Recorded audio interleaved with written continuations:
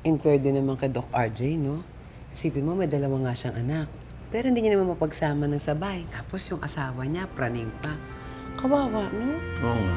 Kawawa. May punto ka doon. Tsaka tignan nyo ha, kahit mayaman siya, magse-celebrate siya ng birthday na mag-isa. Malungkot yun. At least tayo, kahit tayo-tayo lang eh, masaya tayo. Di ba? Ito, tandaan mo, Annalyn. Ang tunay na ligaya, wala sa pera. Tama yun, Chang. Nasa pamilya. Pero, mas masaya ang pamilya kung may pera. Chang! Ay, may pera lang naman, pero cool lang, cool, kahit walang pera. Annalyn, hanggat kaya mo umiwas kay Zoe, umiwas ka muna para kahit paano medyo mabawasan naman yung mga iniisip ni RJ. Lalong-lalo na ngayon na sabi mo mag-birthday pa siya, diba?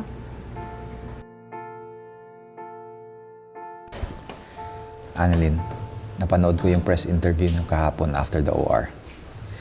And I'm really sorry for what Zoe said. Napagsabihan ko na rin siya. Okay na po yun, Dok.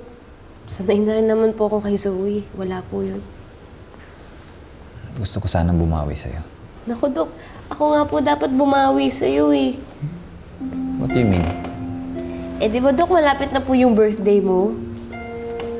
Eh, may party po ba kayo kasama si Zoe at Ma'am Moira? Honestly, I don't know. Hindi pa rin kami okay ni Zoe and I wouldn't be surprised kung nakalimutan niya. Naku, Dok. Sigurado po ako na hindi po makakalimutan ni Zoe yung birthday mo. Bakit mo pala natanong? Kasi po, Dok, gusto ko po sana na ilibre po kita sa birthday mo po. Parang pa-advance birthday gift ko na rin po sa'yo. Talaga? Opo. Libre po ba kayo sa Saturday? Naku anak, sayang may conference ako niyan. Sige, okay lang po. Next time na lang po siguro. Bakit?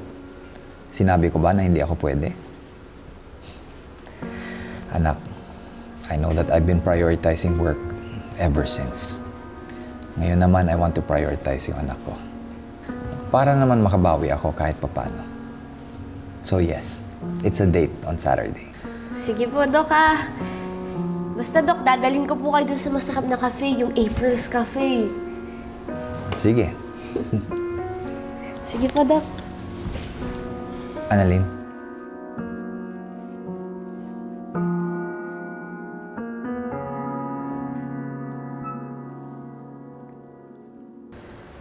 Anak, maraming salamat.